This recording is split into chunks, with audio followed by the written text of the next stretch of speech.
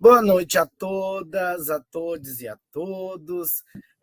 Em primeiro lugar, eu vou pedir desculpa caso eu venha a tossir, porque aqui, com esse frio, né, Elisângela, com as diferenças de temperatura, estou num gripão que o meu corpo parece que foi atropelado. Mesmo assim, você desligou a câmera, Elisângela, ou caiu? Elisângela, me escuta? Escuto sim, Maurício, escuto. Tá. Tá sem a sua câmera, só Ah, aí. Tá bom. acho que foi eu que apertei algum lugar aqui. Mesmo com a gente moído, eu estou aqui porque vale muito a pena prestigiar essa grande pesquisadora, essa grande amiga, né? Eu tive lá com ela no Tocantins, em Araguaína, mas eu vou apresentar ela porque pelo currículo, porque eu não gosto muito de fazer isso, mas eu vou, porque ela é tão dinâmica, tão legal, né? Que o currículo dela, o texto inicial do currículo dela já é uma festa, uma alegria. E eu digo, eu vou ler isso aqui porque eu achei muito legal, né? Então, a professora doutora Elisângela Aparecida Pereira de Melo, e ela coloca no seu currículo: sou filha do Cerrado Tocantinense, plena, absoluta e rainha de sua própria vida. Possui graduação e licenciatura em matemática pela Fundação Universidade do Tocantins, mestrado em educação pela Universidade Federal do Rio Grande do Norte, e doutorado em Educação em Ciências e Matemáticas pela Universidade Federal do Pará. Professora efetiva da Universidade Federal do Norte do Tocantins, tem experiência na área de matemática, com ênfase em educação matemática, atuando principalmente nos seguintes temas: ensino de matemática, educação matemática, etnomatemática, educação escolar indígena e educação etnomatemática. É tutora do grupo PET, Conexões de Saberes Indígenas, desde 2010, coordenadora do Programa de Pós-Graduação em Ensino de Ciências e Matemática, PPG-SIM, da UFNT, líder do Grupo de Estudo e de Pesquisa em Sistemas Socioculturais de Educação Matemática, e vice-líder do Grupo de Estudos e Pesquisas de Práticas Investigativas em Educação Matemática. A Elisângela, assim, eu tenho um carinho tão grande que eu a vi apresentando a sua pesquisa, ela me atravessou de uma maneira que é o que nós mais precisamos nesse planeta hoje, não só no Brasil, mas no planeta. Eu tenho uma admiração por ela muito grande, eu acho que ela é uma versão feminina do Adailton, né, que é outra pessoa que eu admiro demais. E acho que ela é cingida pelo Chateaubriand Nunes Amâncio, que era uma pessoa também que eu amava de paixão e que partiu, infelizmente ou felizmente, devido aos espíritos, aos orixás, a deuses e deusas, enfim. Elisângela, minha querida, minha amiga, fique à vontade, né? Faça a sua apresentação, né? Como desejar, estamos aqui. Eu vou desligar minha câmera, mas qualquer coisa é só gritar. Depois eu volto para a gente começar a fazer a nossa conversa, o bate-papo com as perguntas dos estudantes, né? E as colocações. Tá bom? Muito obrigado, fique à vontade. Obrigada a eu, Maurício. Boa noite a todas, a todos e todas, né? Quero dizer que é uma satisfação muito grande poder estar aqui nesse momento. O Maurício me fez esse convite há um tempo atrás, acho que tem uns 2 meses. Aí eu pensei, o que que eu vou apresentar, né? Eu pensei muito, muito. Olha, Maurício, eu refiz essa apresentação umas 3 vezes. Aí eu falei, não vou colocar teoria, porque eu lembrei muito das nossas conversas quando você esteve aqui no Tocantins, né? Aí eu disse, nada melhor do que apresentar o que que a gente vem fazendo por aqui, né? E a gente faz muita coisa, né? E como vocês também, que estão no Sul e outras regiões também do Brasil, né? A gente que se dedica à pesquisa, eu falo que é uma doação, que a gente não consegue mensurar o tamanho, né? Então, como o Maurício falou, né, eu sou Elisângela, mas a maioria das pessoas me conhece como Elis, né? Outros me chamam de professora Elisângela, professora Elis, mas vocês fiquem à vontade para me chamar de Elisângela, professora Elis, tá? Eu vou falar um pouco do que eu venho fazendo ao longo aí de mais de 20 anos de pesquisa, tá? com a etnomatemática. Vocês estão me vendo? Está dando para ver a tela direitinho? Sim, sim. Ótimo. Então, Perdão, né? Aí eu quero agradecer, né, à Universidade Federal do Rio Grande do Sul, em especial o programa de pós-graduação em de matemática, PPG-MAT, principalmente ao Maurício pelo convite, que é o atual coordenador, né, Maurício? Do programa. Sim, sim. Né? Então, a gente tem essa caminhada na pós-graduação, né? Isso é muito bacana. Tá? Então, eu vou falar um pouquinho de sistemas socioculturais indígenas em etnomatemática, né? E como foi que surgiu essa parte inicial, sistemas socioculturais, né? Foi quando eu terminei a minha tese de doutorado, né? Então, a professora Jane Beltrão, ela é uma antropóloga, ela trabalha há muitos anos, ela tem uma experiência muito boa, muito rica com povos indígenas. E aí, ela, no final da minha tese, ela pediu para que fosse alterado o título, né? Porque ela disse que a minha tese era Sistemas Socioculturais em Educação Matemática, né? E aí, a partir daí, eu comecei a estudar mais a respeito do que vinha a ser esses sistemas, né, dentro da minha tese de doutorado, né?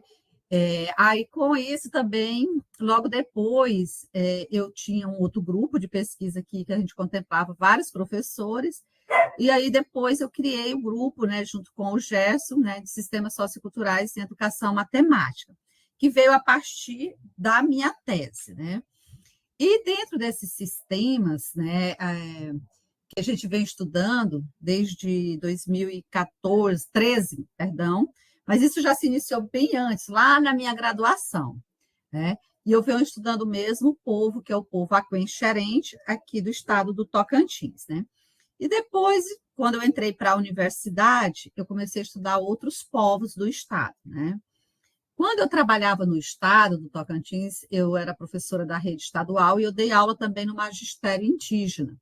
E no magistério indígena eu conheci Carajá, conheci mais o povo xerente, conheci Craô, conheci Apinagé, enfim. E quando eu entrei na universidade, aí eu pude trabalhar mais próximo aos estudantes indígenas que adentram a universidade. Na época, só a nível de graduação, tá?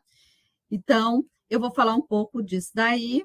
E aqui eu registro, né, a CAPES, que a gente não pode deixar de falar da CAPES, né, porque ela é que fomenta a pesquisa, né, assim como o CNPq, né, ao PPG, sim, ao CISMAT, que é o grupo de pesquisa que eu lidero, junto com o professor Gerson, e aqui o GEPMAT, que é liderado pelo professor Gerson em parceria comigo.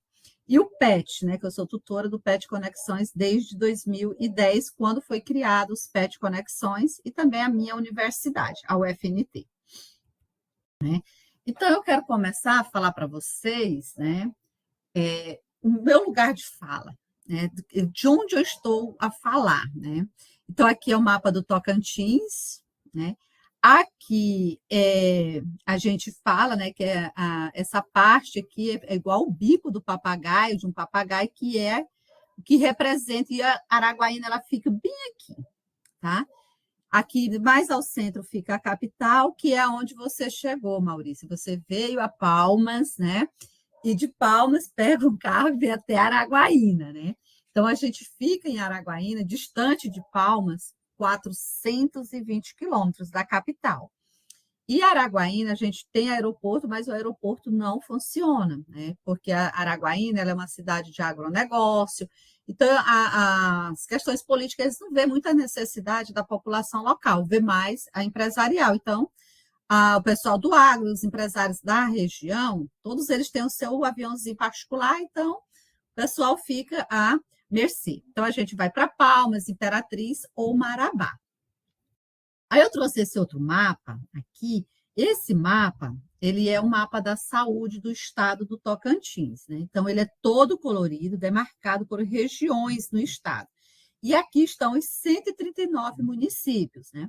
Então, o estado do Tocantins, ele foi criado e homologado junto com a promulgação da Constituição de 1988. Então, a gente é uma herança do estado de Goiás, principalmente a região norte goiana, né? Que ficou aqui. E quando foi criado o Estado, o Estado só possuía 79 municípios, né? Hoje nós temos 139, ou seja, depois foram criados mais 60 municípios, né? Com, com essa nova criação, porque eram povoados, né? E esses povoados foram se emancipando, né? Então, a gente tem essa parte aqui do Tocantins. Então, aqui a região do Bico, essa região alaranjada, a região, esse amarelo aqui é o Médio Norte Araguaia, que aqui é onde que está a região de Araguaína e os municípios circunvizinhos a Araguaína. Essa região de azul é a região, que eu sou filha do Tocantins, né? Então aqui é a região do Cerrado. Por isso, Maurício, que eu falo que eu sou filha do Cerrado, porque essa parte desse azul mais bebê aqui. Essa parte verde aqui é a parte do Cantão, tá? Essa parte mais verde, mais clarinha, é a região da Ilha do Bananal, que abarca os municípios. Essa outra aqui é a região sudeste, que é onde que fica Arraias, né? E outros municípios, que é onde que tem um campus da UFT. É onde que tem um campus com a menor população do Brasil. Lá não chega a 7 mil pessoas nessa região aqui, da onde tem Arraias, que tem um município. E esse aqui, que está mais em vermelho, é a região chamada de Amor Perfeito, né? Então, é uma área de bastante conservação do terreno, do território, das margens do rio. Mas aqui nessa região do Cerrado, que fica a região central do estado, tem o povo indígena Craô. Então, aqui na região de Tacajá e Goiatins, é onde que tem a nossa maior preservação do Cerrado. É lá onde que fica os Craô, certo? Aí aqui eu vou mostrar para vocês aonde inicia as minhas pesquisas, né? Que tiveram início aqui no povo xerente. Então, essas partes, essas bolinhas que estão aqui circulares, são as aldeias xerentes, né? Isso aqui está no Censo Demográfico de 2022, né? E esse povo xerente é o povo que tem a maior população indígena do estado do Tocantins. Então, aqui nessa região de Tocantinha, do município de Tocantinha, que é para onde eu irei amanhã, que eu estava comentando com o Maurício, mais cedo, antes de vocês adentrarem a sala, eu já falei uma vez para o Maurício que, às vezes, eu tiro nas minhas férias, às vezes eu passo um pouco das minhas férias nas comunidades indígenas, né, para colocar, a gente precisa, né? Eu falo que é tomar um banho no rio, lavar a alma, o espírito, o corpo, né? A gente precisa ter uma ligação com a natureza. E estar nas comunidades indígenas faz muito bem para a gente. Então, aqui na área do povo xerente, que comporta essas duas terras, xerente a terra funil, que é essa pequenininha aqui, tem 131 aldeias nesse território. Aqui não estão todas, né? Porque o povo xerente, ele é um povo clânico, patrilinear, então eles formam muitas aldeias por questões familiares, tá? E aqui são os municípios que ficam circunvizinho à área xerente, tá? Aqui é outro contexto de pesquisa que eu desenvolvo, né? Que é que fica no estado do Amazonas, né? Então, aqui é a região... perdão. Aqui no estado do Tocantins, a gente tem uma população de aproximadamente 20 mil indígenas. A maioria desses indígenas moram em seus territórios, tá? A gente tem uma população que mora na cidade, tá? Depois eu vou falar por que esses indígenas moram na cidade, tá? Então, aqui, né, São Gabriel da Cachoeira, não sei se a Rosane está aí, né? Mas é onde que a Rosane reside, aonde que fica bastante povos indígenas. Essa região aqui, ela é conhecida como a cabeça do cachorro, tá? Que fica na divisa, né, da Colômbia, acho que Venezuela também, se eu não me engano.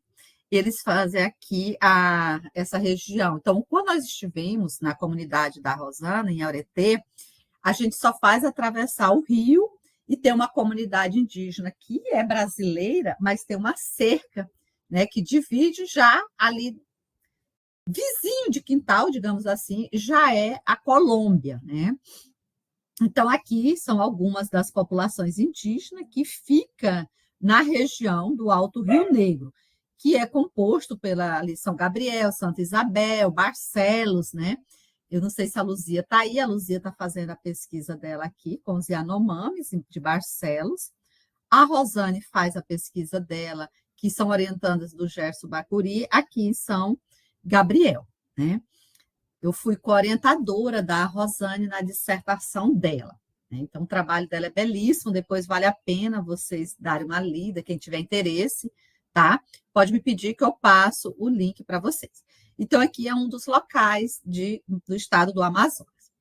Aqui é a outra região que a gente também faz pesquisa, né? Nós já atuamos como professores, aí também no curso de formação de professores indígenas, pela UFAM, que é a região aqui do Alto Solimões, no município de Benjamin Constant, que é onde que tem um campus da UFAM.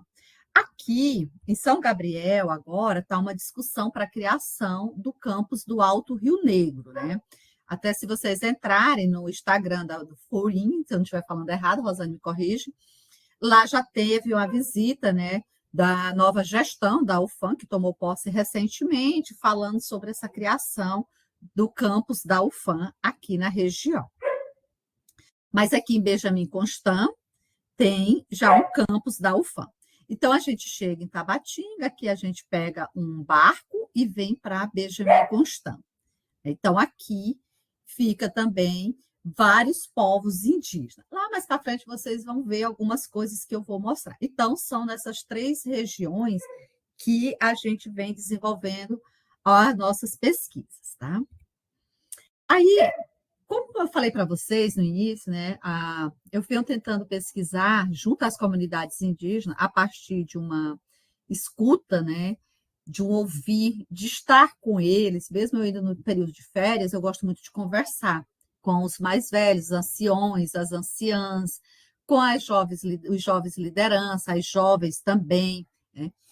E tentar compreender como que é, desde a organização deles, no espaço territorial ali deles, na vivência comunitária, assim como em outros espaços, né? Então, eu estou chegando a alguma conclusão com esses indígenas. Não, eu não faço isso só. Depois vocês vão compreender quando eu começar a falar um pouquinho das nossas produções que são feitas, elaboradas e construídas a muitas mãos, né? Então, se esses sistemas, né, são sistemas próprios de ser, estar e locomover-se no espaço territorial de vivência familiar e comunitária.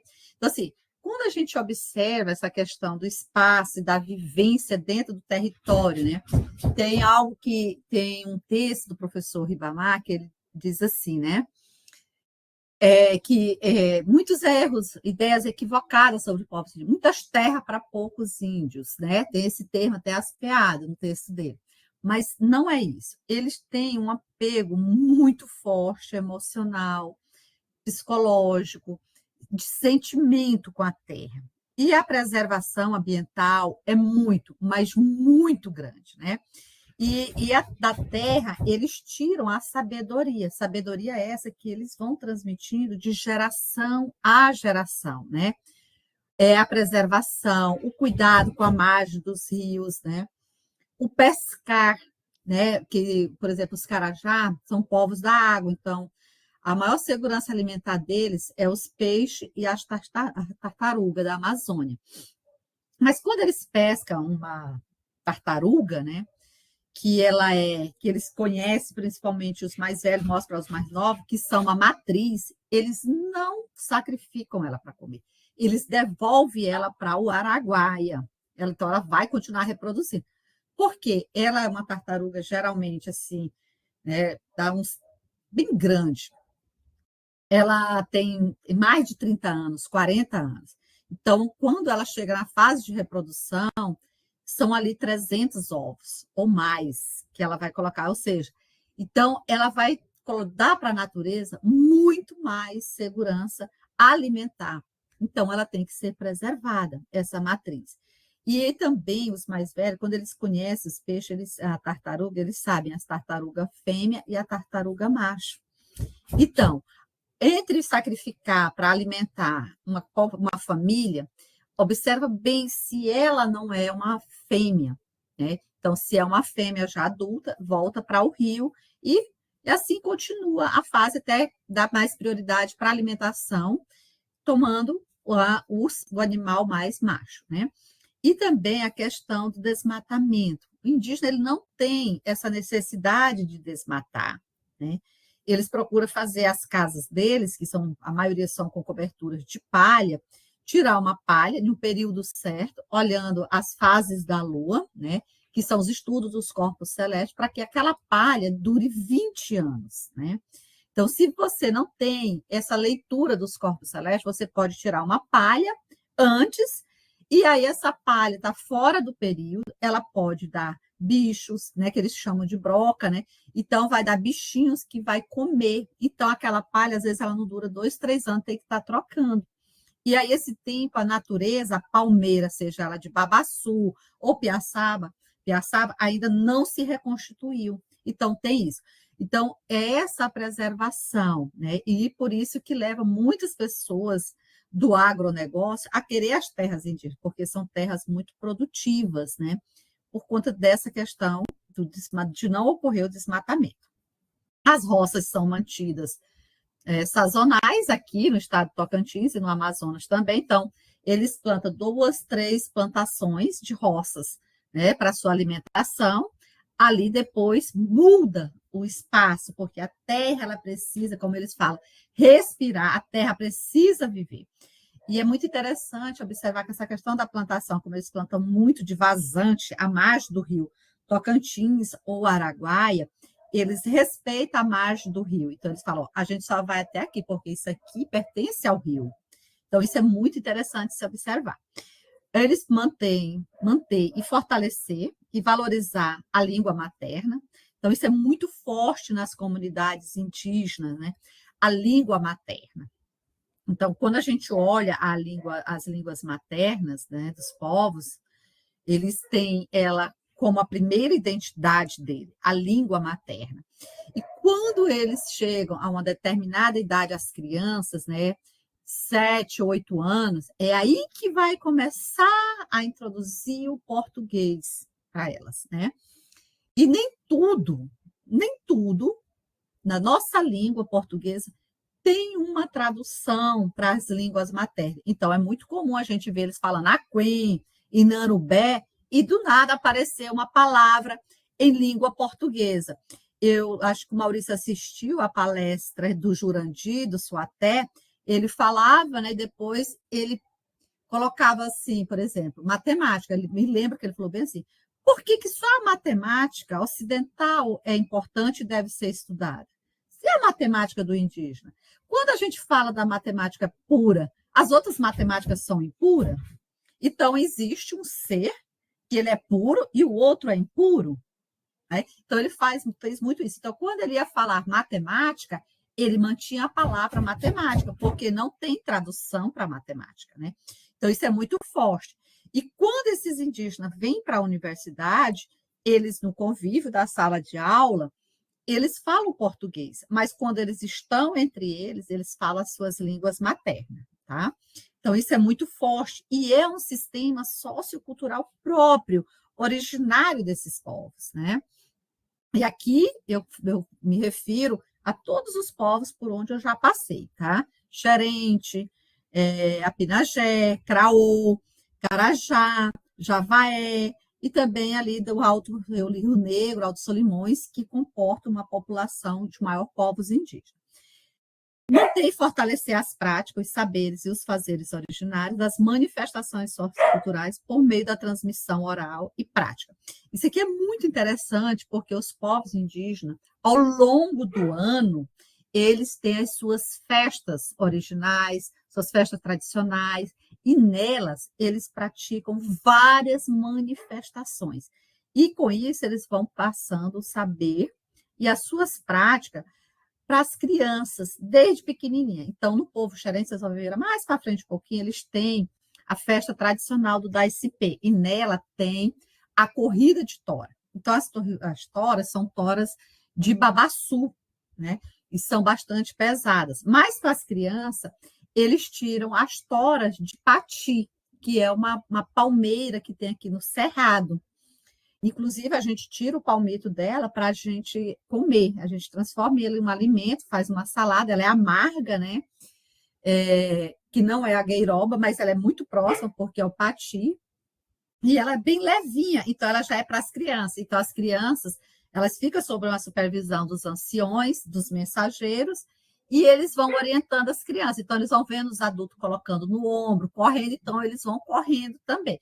E aí já vai tendo início nas competições de ensinar tudo na oralidade e na prática. Então, chega o mais velho, ele fala, e a criança indígena vai praticando aquele movimento, aquela prática que vai ocorrendo. Então, isso é muito forte. Manter e fortalecer a educação indígena. Aqui é muito importante a gente dizer que tem uma diferença muito grande entre a educação indígena e a educação escolar indígena.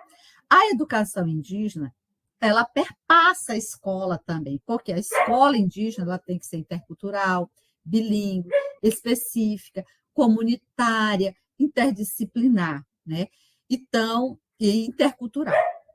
Mas a educação indígena é aquela em que ocorre no contexto da família, nos núcleos familiares, na aldeia, né?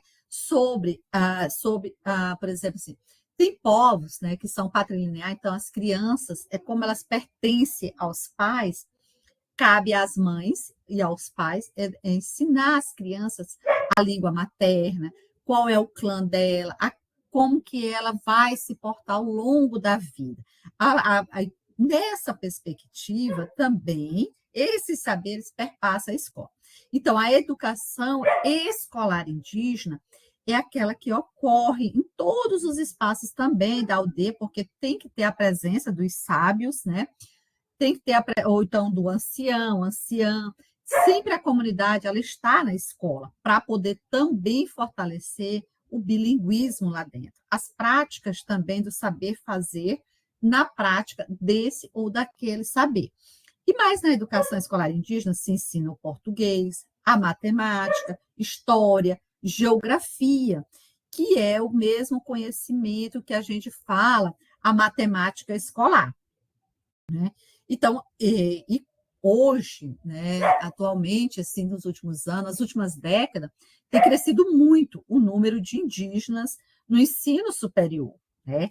Mas isso também vem sendo fortalecido na educação indígena e na educação escolar indígena, né? Então, hoje a gente já tem também indígenas, né, que estão atuando no ensino superior, né? Então, recentemente aqui o PPG-C, né, nós tivemos a defesa do Jurandir Suaté, que foi aprovado para atuar como professor indígena no curso de licenciatura intercultural da UFG, né?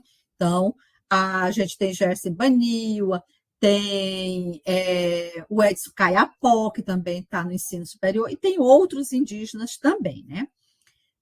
Ser, estar e manter a relação e o equilíbrio com a natureza e ao seu universo espiritual. Como eu falei para vocês no início, a questão do território, né? Então, o indígena ele procura sempre manter um equilíbrio entre ele, o ser indígena, o equilíbrio da natureza, aonde ele faz as leituras, né? Até mesmo, né? Ele fala assim, é interessante observar que a gente estava uma vez conversando com o Railton, né? Ele falou assim: olha, hoje a gente não consegue mais olhar tantos velhos a natureza, porque o homem bagunçou muito, mas muito mesmo, né?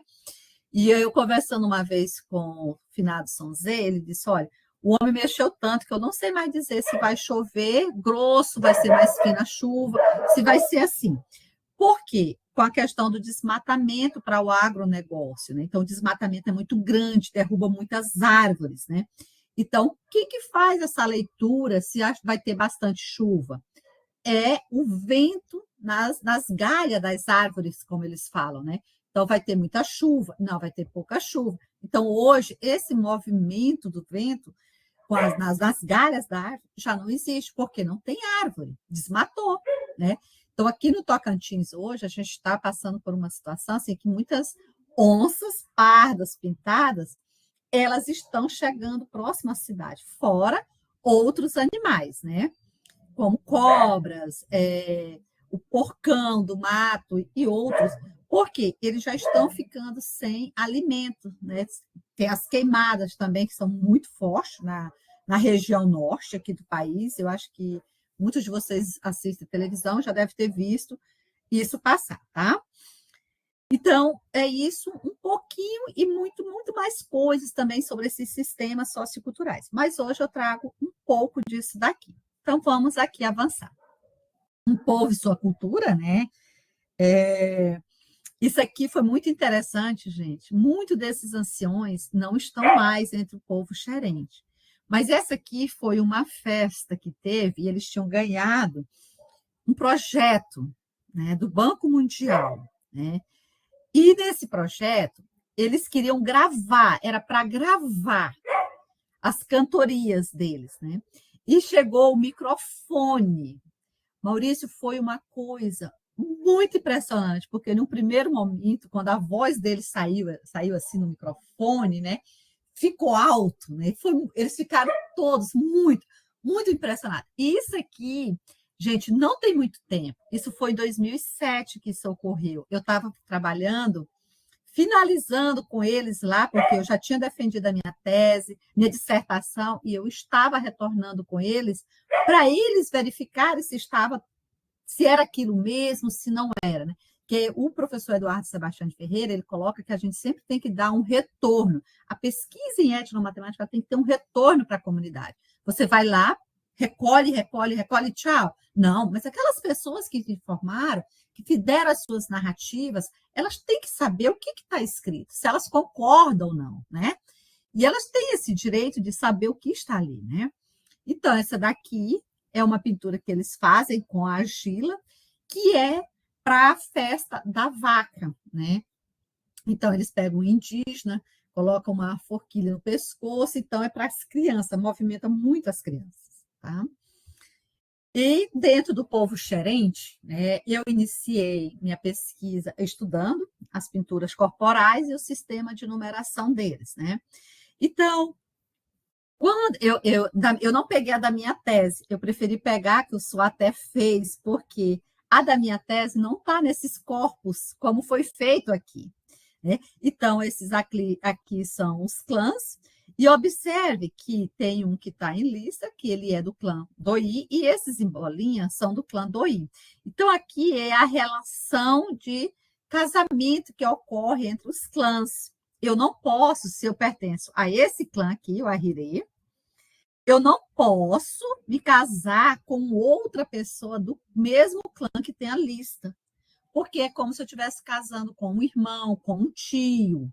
Eu tenho que casar com o oposto ao meu clã. Se eu sou de lista, então eu tenho que casar com alguém do clã de bolinha. E essas bolinhas, elas têm vários tamanhos. Tem ele grande, tem ela média e ela bem pequenininha. Então, essa daqui é a pequenininha, essa aqui é a média e essa é a grande, tá? Então, aqui a gente começa a observar o tamanho que elas têm, a altura que elas ocupam no corpo. Então, geralmente pega no ombro aqui, começa a fazer, é um movimento que acompanha o meu ombro, como se fosse circular, e ela desce até a altura do meu umbigo. Então, aí vem as listas, elas têm uma distância nessas retas paralelas, que digamos assim, que eles não denominam isso, não tem um nome.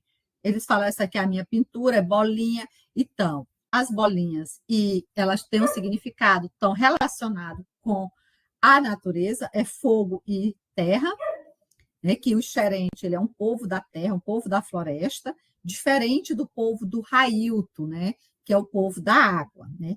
Mas eles são todos pertencentes ao tronco macro-G. Você fala assim, mas como se eles pertencem ao mesmo tronco linguístico? Sim, mas o mito, a história deles, a criação deles, de onde eles vieram, por exemplo, os xerentes, eles vieram da terra. Já os carajás eles vieram do fundo do rio Araguaia, tá? Mas isso aí a gente vai colocando mais para frente. Então, tem essa parte aqui dos clãs, dos xerentes, que vale a pena. A gente é muito interessante. E eles têm as políticas internas deles. E cada clã desse, aqui, a Ahirê, Kuzan, eles têm os nomes. Então, por exemplo, se eu fosse Se o Maurício fosse um xerente e ele fosse do clã Uahirê, ele ia ser pintado com a pintura corporal clânica, que não pode mudar. Uma vez que você nasce com esse clã, ou você é convidado a se pintar, você não pode sair desse, eu não quero, vou vir para cá. Não. É esse clã para o resto da sua vida. Então, ele ia receber um nome dentro desse clã. Então, seria Maurício, aí eu não vou saber dizer um nome para ele, mas seria Maurício, Crescu, xerente, Rosa, xerente. Seria mais ou menos assim, né? Então, eles têm os nomes próprios para poder atribuir à criança. Então, na festa do Daisimpe, o pai pega a criança e apresenta para os anciões e diz um nome dentro do clã do pai que vai dar para aquela criança.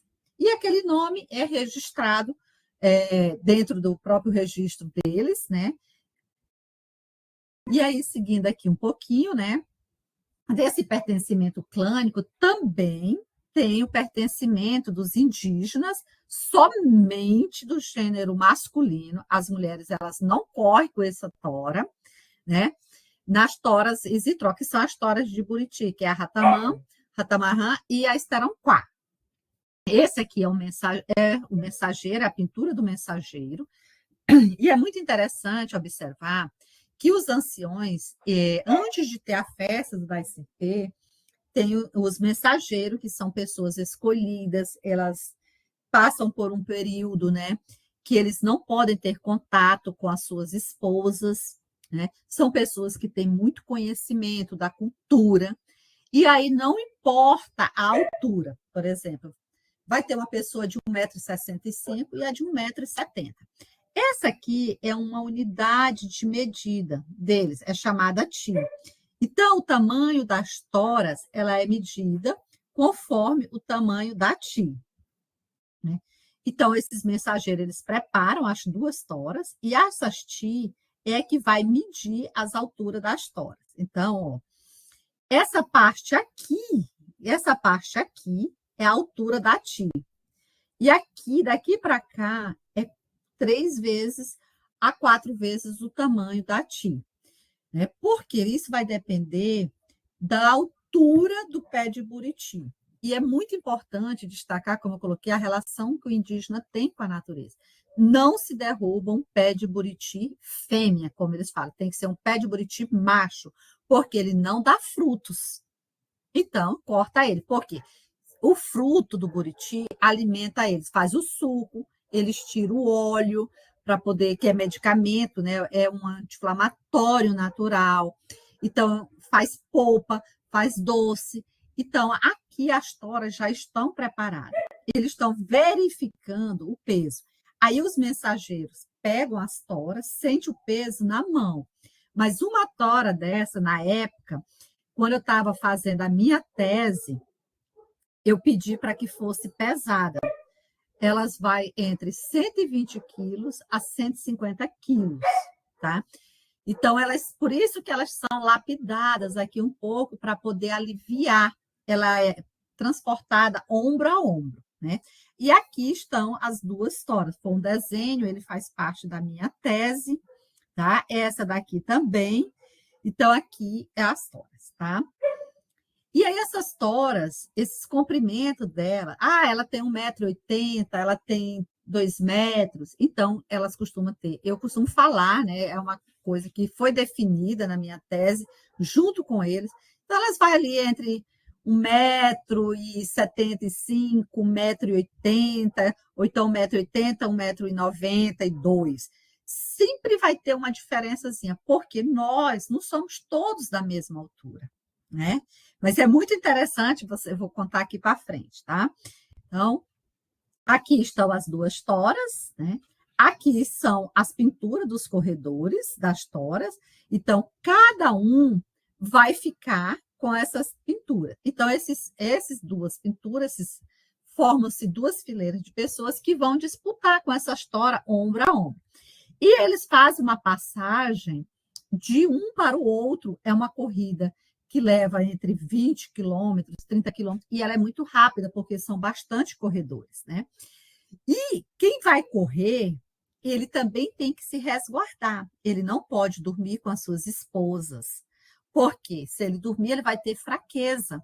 E ter fraqueza significa dizer que ele não vai conseguir correr, ele não vai ter força na perna. Com isso, a tora pode cair, pode provocar um acidente, pode quebrar a clavícula, enfim, várias coisas acontecem. E, às vezes, até quando perdem um partido, os mais velhos falam, alguém aqui dormiu com a mulher, né? Então, tem que evitar. Aqui, eles estão já organizados, né, para ir para a corrida. Aqui o mensageiro está na frente e o ancião está logo aqui na sequência, né, puxando a fileira. E o que é muito interessante, eu não sei se eu comentei isso na minha tese, mas eu acho que não, acho que eu só comentei isso mesmo assim, fala. Eles organizam as pessoas, e isso já vem desde muito, mas muito, muito, muito, desde os antepassados dos indígenas aqui. Então, eles colocam as pessoas maiores na frente, porque eles dizem que quem é maior tem um pé maior. Então, vem com os outros que têm os pés para pisar em cima, porque isso era para confundir o branco, né, entre aspas, o não indígena, que queria entrar em suas terras para fazer maldade com as mulheres, ou então até mesmo se apropriar, que aí sim vale o termo apropriar das suas terras. Então, eles não sabiam aonde estavam os indígenas. E, às vezes, até para pegar os indígenas para escravizar, como a gente conheceu, que viu isso na história do Brasil, né? Lá no início, né? Quando os colonizadores chegaram aqui, tá? Então, aqui eles vêm levando eles vão caminhando. Isso é muito cedo aqui. Essa festa ela ocorre agora no mês de julho. As aldeias xerentes estão todas em festa. Elas começam já no final de junho e vai até o final, tendo essa festa do Daicipe. Eles passam o ano todo aguardando esse momento e se preparando. Aí aqui, depois que eles já chegam na aldeia, né? Já teve a corrida, eles chegam aqui na aldeia e colocam elas no pátio, né? Que é o CRIM, o centro da aldeia. E aqui a gente observa, né, que eles foram questionar os tamanhos das toras, né? Que se estavam do mesmo tamanho, se não estavam, né? E aí eles vêm aqui. Aí aqui eles chamam os mensageiros que foram os responsáveis pela medição da TI. Aí eles não verificam que estava tudo ok, então perderam porque tinha que perder mesmo. Não foi porque houve uma tora maior, outra menor, mas bateu certinho com a medida da altura do umbigo do mensageiro até o chão, que é essa passagem aqui, ó, que é essa TI. Então, se ela deu certo, não vai se discutir o tamanho da história. Mas, durante a minha pesquisa, eu observei e realmente, às vezes, tem uma diferença de 2 centímetros, 3 centímetros, né?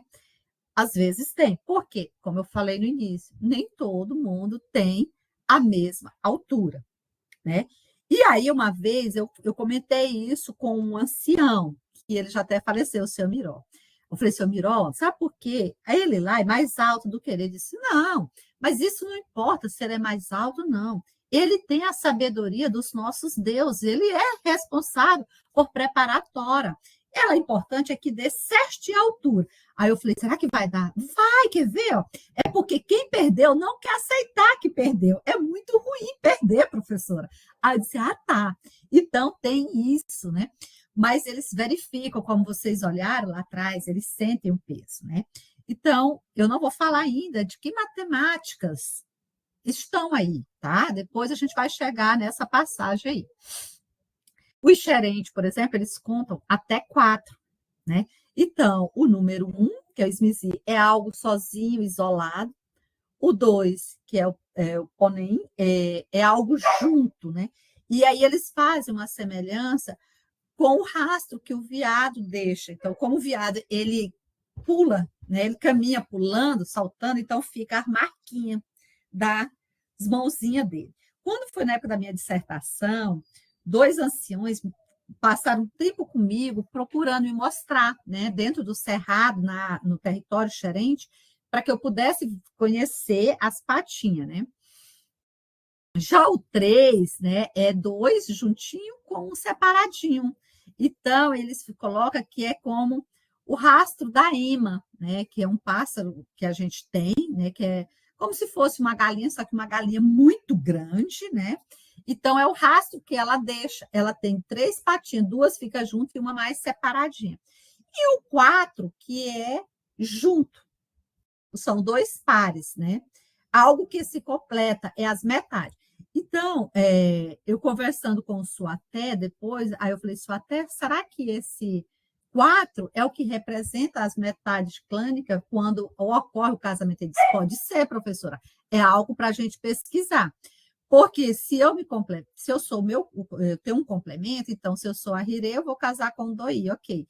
Um Doi casa com a Hirê. Então, vai mantendo o fortalecimento clânico do povo, né? E aqui é o sistema de numeração dos Ixibioá, que é o povo Carajá Xambioá, né? E é interessante porque eles contam com os pés, com as mãos e com os pés. E eles têm nome, se eu não me engano, até o 6 é uma fala única. E depois, se eu não me engano, depois do 6 tem fala para homem e para mulher dos números. O povo Carajá, eles têm uma escrita masculina e uma escrita feminina em Nanubé. Tá?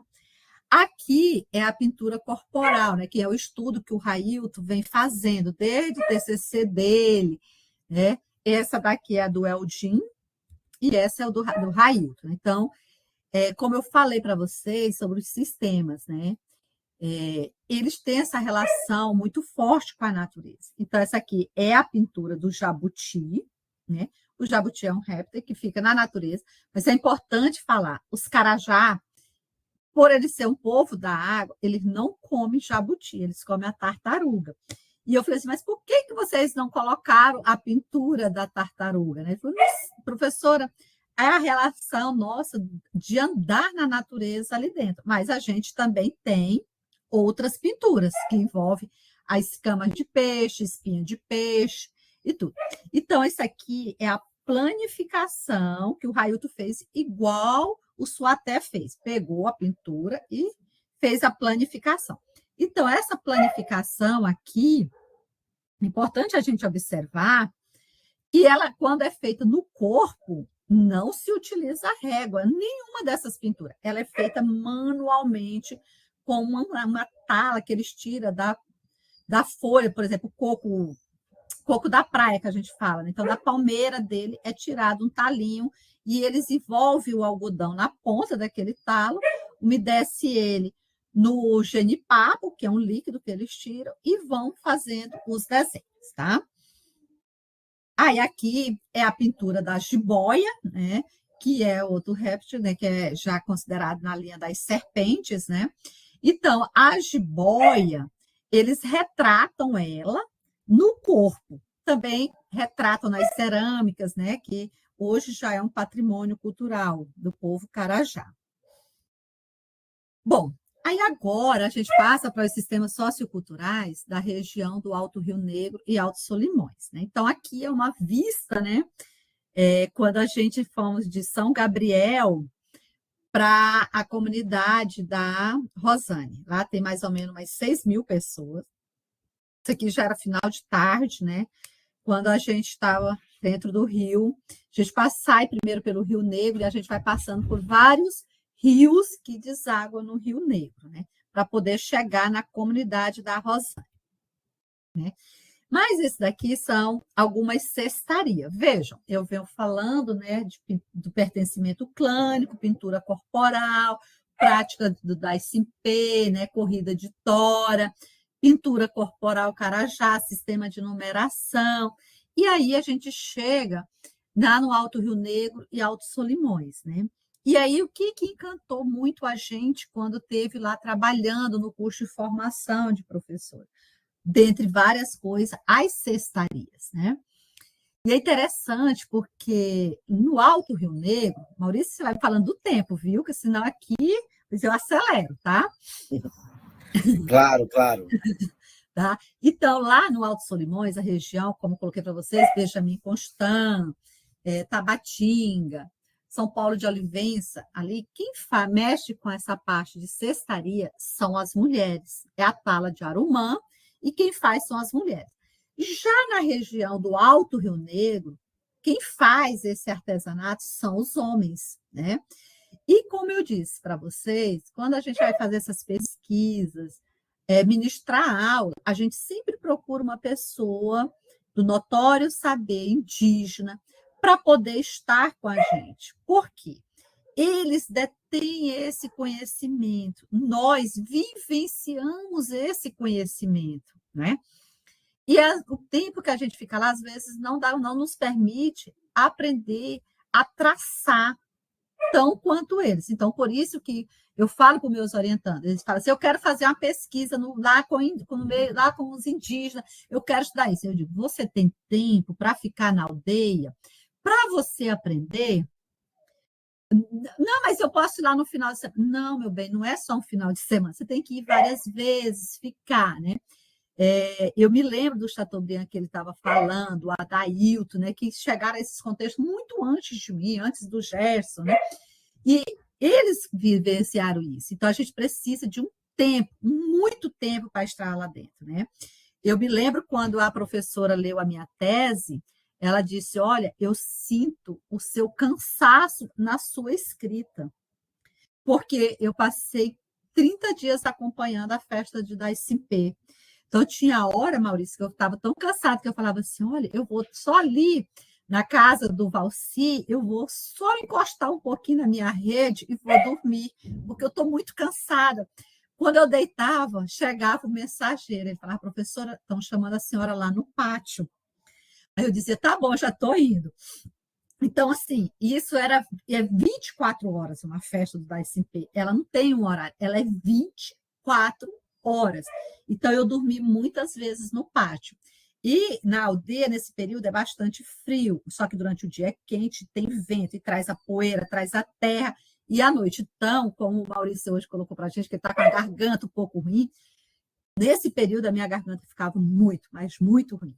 Então, aqui a gente foi fazendo essas cestarias, a gente levou 2 anciões, artesão, né, para dentro da sala de aula e eles confeccionaram essas cestarias de Arumã, né?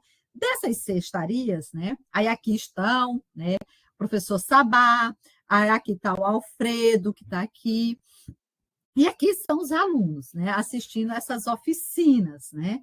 E é muito interessante a gente observar que eu falei com o Gerson na época, né, e até a gente escreveu, né, que essa confecção de cesto, claro, né, é uma geometria de mãos e pés.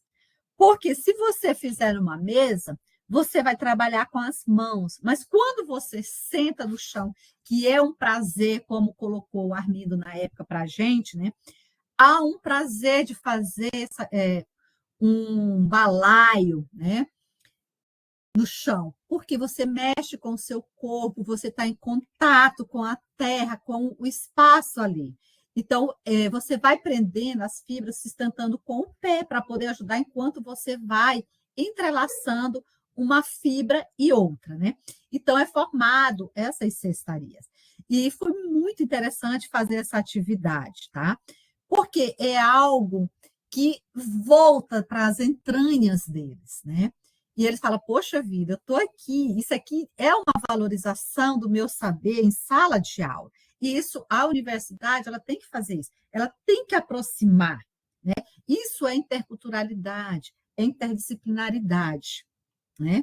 E é valorizar esse conhecimento em sala de aula, na academia, na escola, não só na escola indígena, mas em todas as escolas, tá? E aqui os cestinhos já sendo confeccionados, né?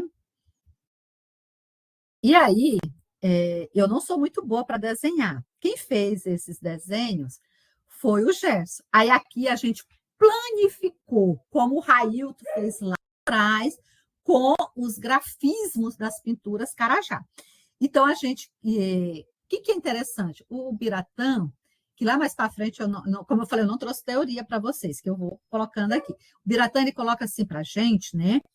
que para mim ele ainda está entre a gente, né? Eu acredito na espiritualidade dele, né?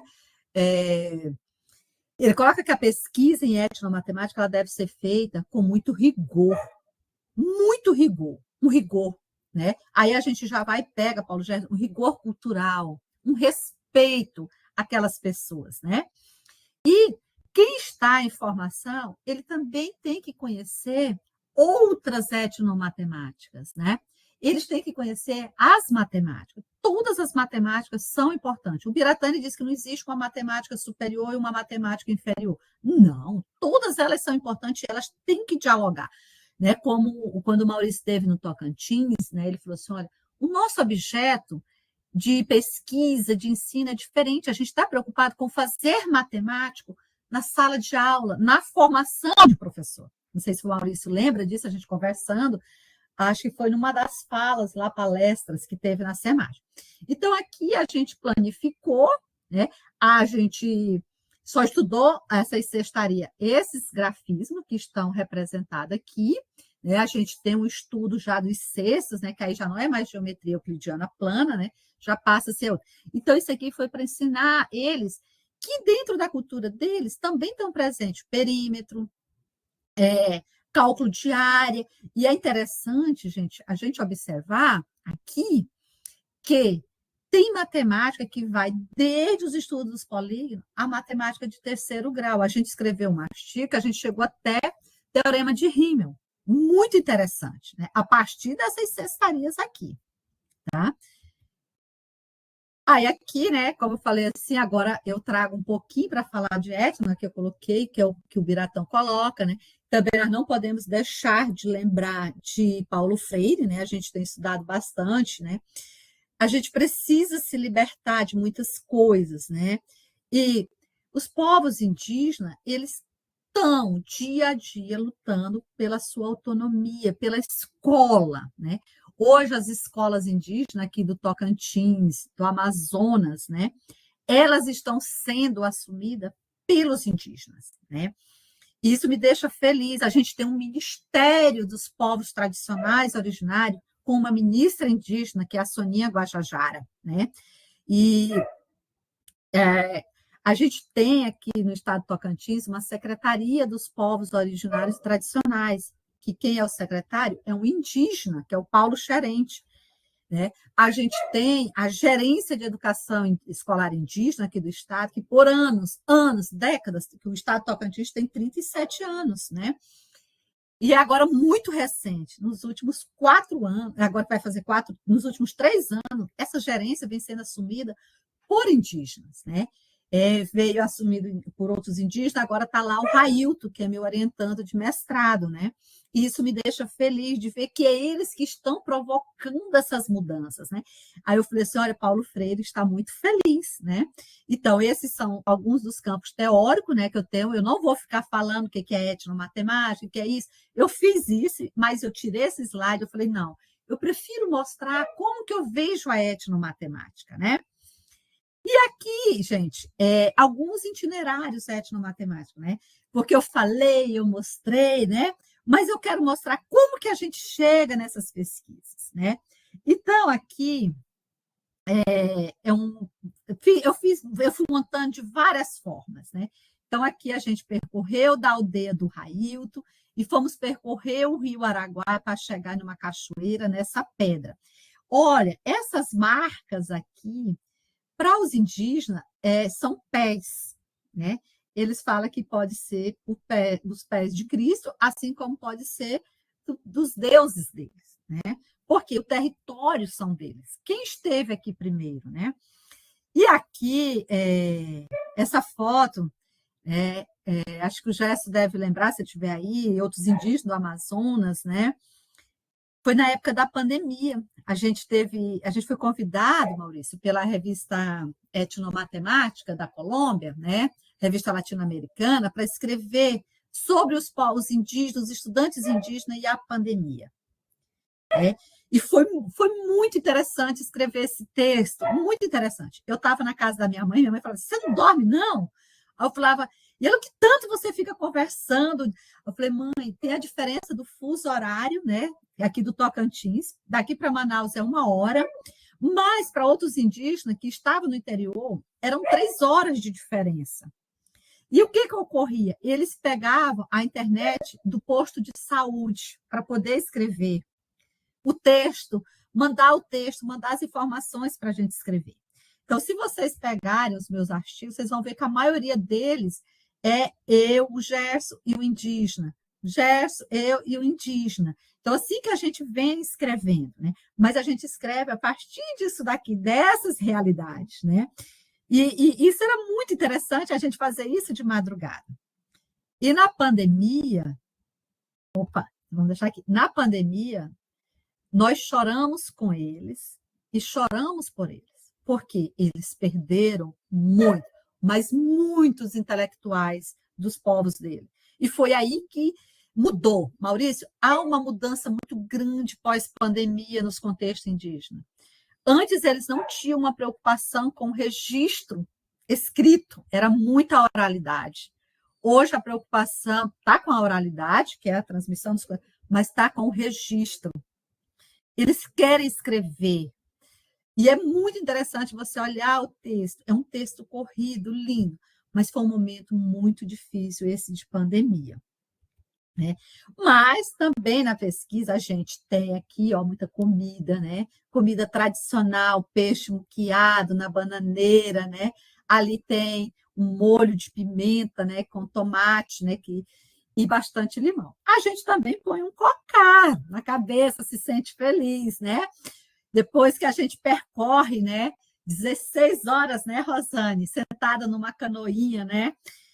Para poder chegar ao dia. Mas a gente também registra os momentos de transmissão de saber. Esse daqui é para preservação dos ninhos da tartaruga, essa fotinha do meio. É uma anciã ensinando os netos a olhar os ninhos das tartarugas, preservar. Então, nesse período em que a água baixa, as tartarugas saem, só que tem muito predador dos ovos, né? Então, eles ficam mapeando os ninhos dia após dia, até as tartaruguinhas chegarem ao ponto, eles soltam elas no Araguaia, tá?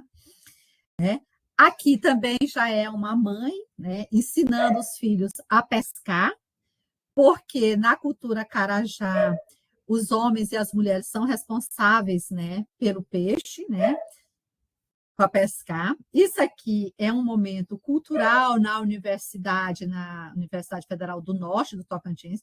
Foi por ocasião do 6º SEBEM que a gente fez aqui. Então, os Carajá vieram cantar, os xerentes cantaram. E esse aqui é a riqueza do Tocantins, o capim-dourado. Esse aqui foi um material de pesquisa do Wesley. E o Wesley, ele é canhoto. E ele entrou em desespero porque ele não conseguia descrever o artesanato, como que era feito, né? Aí eu falei, Wesley, você tem que procurar alguém que seja canhoto, para que você compreenda o movimento de produção desse artesanato. Foi aí que ele falaram, aí, não, mas aqui a gente tem uma menina que é assim. Aí foi aí que ele conseguiu fazer a etnografia da cestaria, tá? Eu trabalho com a etnografia, né? E com a recolha de informações, né, por meio de narrativas etnográficas, né, entrevistas narrativas. Né. Aqui foi aonde a gente percorreu o Araguaia com o Railton, o pai dele, seu Rubens, né, para poder chegar lá naquela pedra. Esse aqui é o capim-dourado, é a riqueza do nosso Tocantins. A gente também toma um banho de rio no Araguaia, na época das praias, viu, Maurício? Está aqui um pôr do sol, a gente agradece, a gente renova para poder seguir o próximo semestre, né? Essa aqui, gente, é uma das pinturas corporais que tem do povo Carajá, que eu não apresentei. Essa aqui é o rastro do camaleão. Aí veja aqui as patinhas que ele vai deixando. Então, eles reproduzem isso aqui no corpo. Daí a relação da natureza, né? Eles tiram daqui. A gente também fez um registro, né, de uma galinha poedeira numa curva de um pezinho de manga. Isso aqui é a parte dos estudantes indígenas, eles chegam na universidade muito, mas muito tímidos, e aí a gente começa a levar eles a apresentar os seus trabalhos. Depois a gente senta para apreciar enquanto eles falam. porque esse é o nosso papel, né, na condução desses meninos. Mas aí, eu não sei, Maurício, se tem como eu passar um vídeo. Olha, não sei aqui com essa plataforma se vai habilitar o som, mas tu pode me mandar, de repente, o link e eu encaminho. Tá. Uhum. Eu ia mostrar um vídeo da gente, mas eu mando para você, não tem problema. Tá bom. Deixa eu só, eu vou tirar essa apresentação aqui. Deixa eu ver aqui. Deixa eu ver se eu consigo pegar. Deixa eu só abrir ele bem aqui. Só para te avisar, nós estamos numa hora e 5 minutos. Tá bom, é rapidão aqui. Tá joia.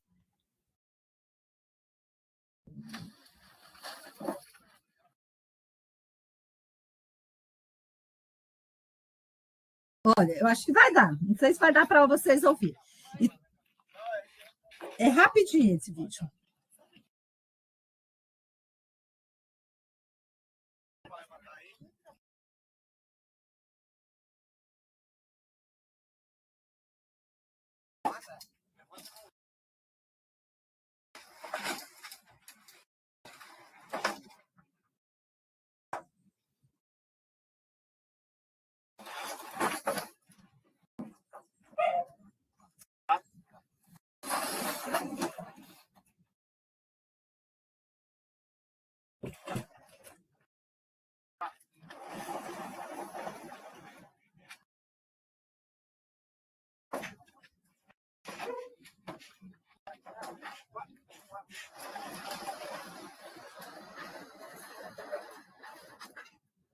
Força do Amazonas.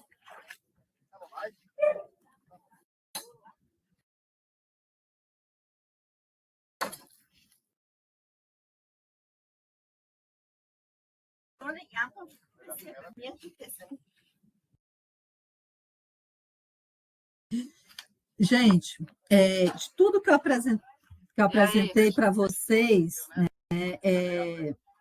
de tudo que eu apresentei para vocês, eu quero dizer assim, que é possível a gente trabalhar por meio, né, de várias unidades temáticas, né, números, grandeza, geometria, álgebra, várias matemáticas. Né?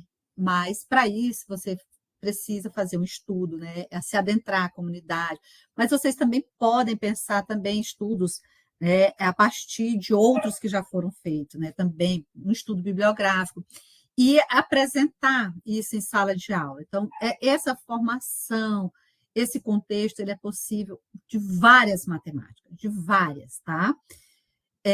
Maurício, eu só quero agradecer a cada um que esteve aqui, agradecer o pessoal do Amazonas que está assistindo, né, ao pessoal do Tocantins, ao pessoal do PGMAT, né, a você, meu querido, que eu nem tenho palavras para poder agradecer. Eu não sei se era isso que você esperava, mas eu pensei, eu vou falar de etno, o que, que é? Eu falei, não, a pessoa já sabe, eu tenho que mostrar um pouquinho do que a gente faz para chamar as pessoas, né? Quem sabe aí alguém vir para o Tocantins fazer pesquisa aqui, ou no Amazonas, ou aí no Sul, que também tem muitos povos indígenas, né? Enfim, a cada um de vocês, meu muito obrigada. Eu me coloco aqui se alguém quiser perguntar alguma coisa. Às vezes tem curiosidade, tá, Maurício? Tá? E só agradecer o tempo de vocês. Eu não pensei que já daria esse tempo todo. A gente vai falando. Elisângela, somos nós que agradecemos. Você com certeza cumpriu. Porque eu, na verdade, eu disse para você mesmo, traga mais a prática, porque nós estamos em final de semestre, né? Então, ser um seminário de encerramento, que encerrou com chave de ouro, e trazer com esse brilho no olho que é tão bonito, essas práticas que são muito distantes da nossa realidade por vezes, né? Ou que pelo menos a gente não olha, né? Como você diz, há diversas aldeias aqui próximos que a gente pode adentrar e se lançar.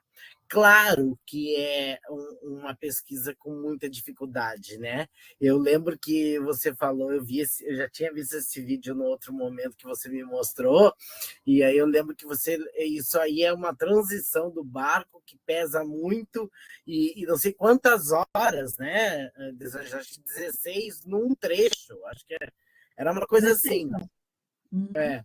Então, assim, a gente sabe que é algo que tem que se jogar e se lançar, mas que é possível com esse brilho no olho, que tem muitas vantagens também, né, no sentido de alegrias, de aprendizagens, né, do quanto a gente recupera coisas, saberes que nos foram retirados, sequestrados, né?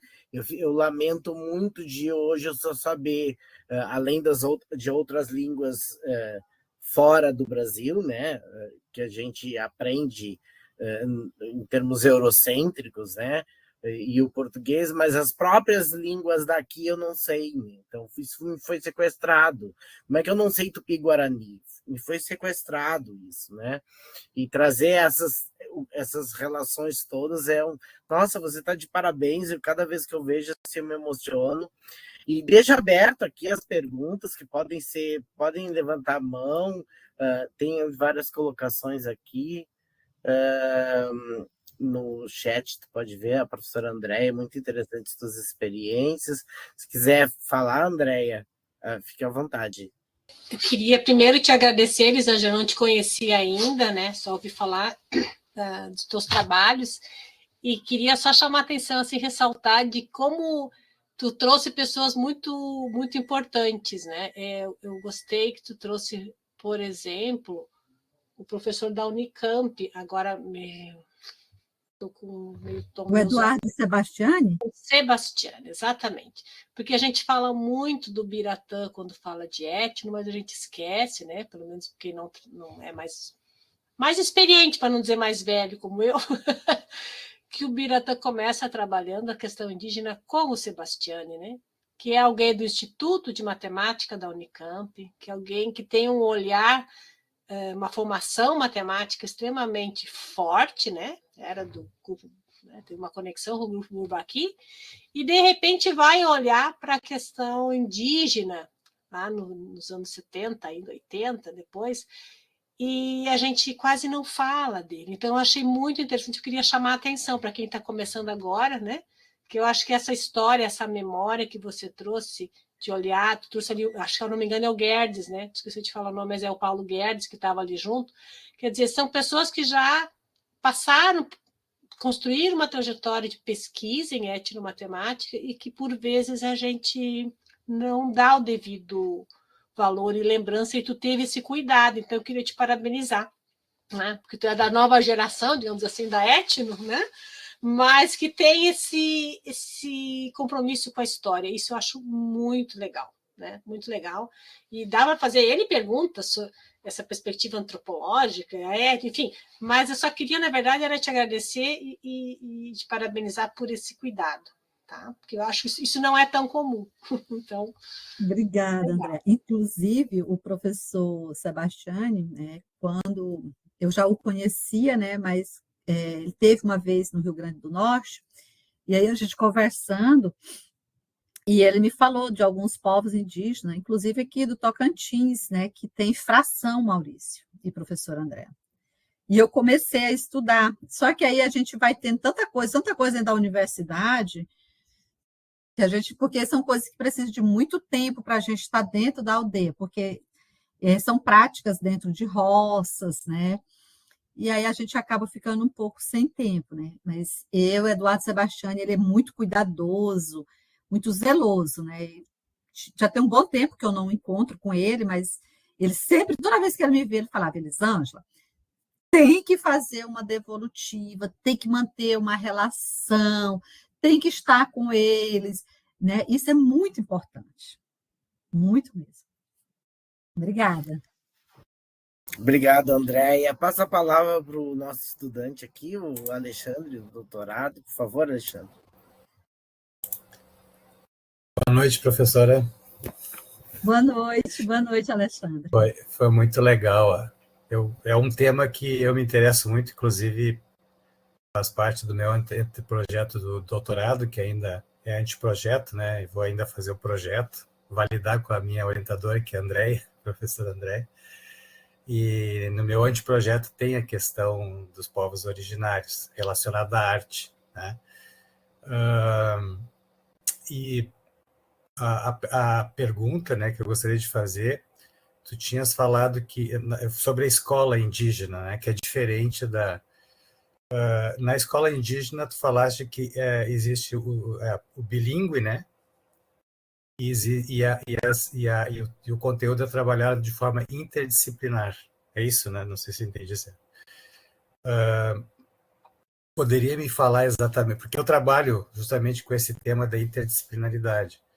Como é que acontece? Claro que a gente tem pouco tempo, mas uma ideia de como é que funciona a interdisciplinaridade dentro da escola indígena, né? E uma outra coisa uma outra questão é a seguinte: dos indígenas que são universitários na faculdade, né? Como é que é trabalhado o currículo? Porque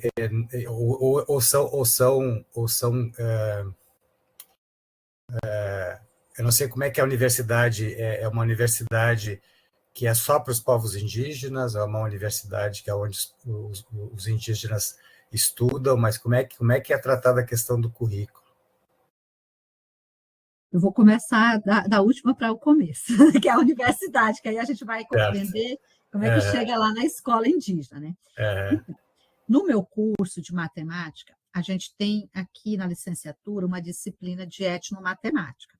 Ela tem desde 2005. Ela era optativa e agora ela virou obrigatória. Aí a gente já vai trazer ela para o começo do curso. E nessa disciplina de etnomatemática, a gente trabalha muito as questões dos povos indígenas, aqui do Estado, de Brasil, os campos teóricos também. A gente trabalha a questão dos assentamentos. Aqui no Tocantins a gente tem hoje 540, porque houve 7 que foram demarcados em junho, né? Quando o presidente Lula esteve aqui. E a gente tem... E esses assentamentos também são responsáveis por mais de 40% da produção agrícola, principalmente da base de agricultura familiar, né? E tem um escoamento tanto para o comércio local, como nas feiras também. Fora que eles fazem as feiras agroecológicas aqui também no Tocantins. Então, a gente tem esses assentamentos.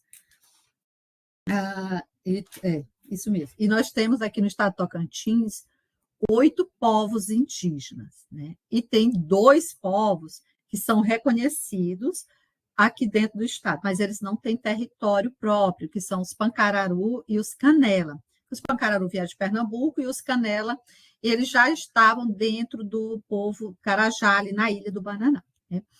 Mas em outros colegiados, por exemplo, história, eles têm a história dos povos indígenas, aí eles fecharam do Tocantins, né? A geografia, ela também tem. A letras também tem o ensino de línguas indígenas, né? E a gente tem vários cursos de extensão, né, que a gente tem dentro da universidade. Mas o currículo, agora aí, tirando essas disciplinas que eu coloquei para você, é um currículo normal de qualquer curso de licenciatura. Então, vou falar do de matemática, que eu acho que a maioria é matemática. Então, a gente tem análise, tem álgebra, tem matemática básica 1, 2, 3, geometria euclidiana plana, analítica, estruturas algébricas, enfim. O que a gente faz mais assim, quando tem os indígenas? Aí alguns professores vão atrás de mim. Elisângela, está assim, está com mais dificuldade. Aí a gente vai montando os grupos de estudos. Todo início de ano, aqui na minha universidade, quando eu tenho a relação dos estudantes indígenas, que a Secretaria Acadêmica me manda, eu passo na reunião do Conselho de Centro, vou passando em todos, e vou no CONCEP e CONSUNE e falo dos alunos indígenas. Aí eu falo, olha, esses alunos aqui, eles têm a língua materna como a primeira língua. Então, eles falam assim, moto, né? A gente fala assim, eu vou viajar de moto, eu vou viajar na minha amota. Então, eles conjugam muito no feminino. Então, eu já vou colocando, aí eu digo, olha, isso aqui eles têm o português, que é uma primeira língua, e aí a gente vem. né? E dessa forma que vem sendo feito. Mas nós também temos a licenciatura intercultural, Parfor e Equidade, agora aqui. O que a gente está agora para começar? Porque a universidade é muito nova, o Maurício lembra, ele acompanhou o nosso programa, ele, meu Deus, tudo é novo, programa novo, universidade novo, pró-reitor novo, que não, ninguém tinha experiência, né? A gente ainda está nessa fase, porque assim, a gente não tinha uma reitoria aqui, né? Agora que estamos tendo. E agora que a gente vai começar a pensar o curso de licenciatura intercultural, né? Mas aqui a gente já teve problema com preconceito, com alunos, mas aqui eles brigam muito, os indígenas. Eles se fazem presente aqui, eles cobraram cadeira no Conselho Superior, eles fizeram greve aqui por conta de várias questões de aceitação, por exemplo, de estarem, que eles andam, na aldeia, eles são livres de roupas, não são tão assim. Então, aqui é muito quente, eles reclamavam muito da quintura. Eles falaram, a gente quer ter um espaço para a gente onde a gente possa ficar sem camisa, tirar a nossa camisa. Então, foi feito um espaço para eles, e assim, aí a gente tem uma diretoria de ações afirmativas, que ela é vinculada direto à reitoria, que isso facilita, porque tira muito de pró-reitoria, joga para a reitoria, e eles fazem muito movimento aqui dentro, muito movimento mesmo, eles não têm medo, né? De RU, aqui eles brigam por bolsa na pós-graduação, por bolsa, sabe? Assim, eles não querem uma coisa ali, mas brigam também pelo conhecimento. Eles nunca se sujeitaram à escravidão e aos portugueses, não é por acaso. Entendeu? Então, eles brigam muito pelo conhecimento, para que tenha aquele conhecimento igual ao não indígena, sabe? Então, eu acho isso muito válido, né? Então, a gente tem isso. Então, o currículo aqui é assim, a gente futuramente pensa uma licenciatura intercultural a partir dessa experiência com o Parfor, né? E quanto à interdisciplinaridade, né, que você está estudando a questão de arte, aqui nas nossas escolas indígenas tem o ensino de arte e cultura, dentro do currículo indígena, né? Depois eu vou passar. Você pega meu contato com o Maurício? Vou querer o contato. Aí eu vou passar para o Maurício o contato do Railton, que é o gerente, que eles estão reformulando os currículos das escolas indígenas, né? Inclusive, eu até tive com ele outro dia conversando. Então, como é que eles fazem essa parte? Eles pegam uma temática, né? Um tema norteador, digamos assim, uma temática, cestaria. E ali eles vão trabalhando. Aquela cestaria, se tem um ancião, eles levam o ancião, ou a anciã que sabe fazer artesã, e vai explicando. E a partir dali, os alunos vão reproduzir e vão escrevendo a narrativa daquele texto. Porque antes eles não tinham a preocupação com essa escrita. Quem fazia essa escrita éramos nós, pesquisadores. Eles não. Só que com a pandemia, muitos foram e não ficaram registro. Principalmente das questões da medicina alternativa, a medicina indígena, a cura com ervas medicinais, né? Assim como também muitas práticas, muitas artes também se foram, né? Então, eles fazem isso. E a questão do bilinguismo é porque o ensino ele ocorre tanto na língua portuguesa quanto na língua indígena. Aí você vai falar assim, é a tradução simultânea? Não. Eles têm dentro da escola a disciplina de língua portuguesa e a disciplina de língua materna. Então, assim, deixar claro, porque às vezes quando a gente fala assim, o bilinguismo, aí muita gente, sabe, Maurício, pensa que é como uma palestra em Libras, né? Que está lá, não é isso, tá? Então, eles têm essa parte, mas assim, tanto o professor de português, quando as crianças começam a avançar, o professor de língua materna, ele pede para que eles escrevam o texto, que eles escreverem em língua materna, em português, para ter o registro também. Assim como o de português, pede para eles escreverem na língua materna para fortalecer a língua.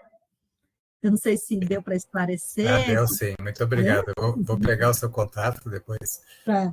Aí eu te passo o contato do Railton para você conversar com ele, porque, né, de repente tem alguma coisa aí que você pode aproveitar sobre a reformulação dos currículos das escolas. Tá, muito obrigado, parabéns pelo trabalho. Obrigada a você pelas questões. Elisângela, nós temos um comentário da professora Leandra, né, que orienta em etno também aqui no programa. E a Yasmin fez um trabalho de interculturalidade, buscando saberes de povos originários, levando para a escola, né? Para essa escola colonial, né? Então, fazendo esse movimento inverso, né? Ao invés de se aprender uma matemática e levar para a escola indígena, trazer os saberes indígenas e levar para a escola colonial, normal, né? Dita normal, né? Dita tradicional. Então, é um trabalho com programação também, que foi bem interessante.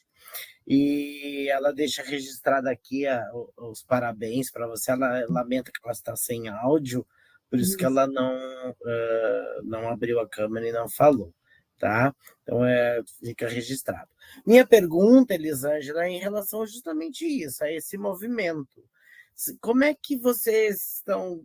Eu sei que, enquanto grupo, tem toda essa articulação, né? Das apresentações, do seu grupo fantástico que eu vi, aprendi muito quando eu estive aí, nossa.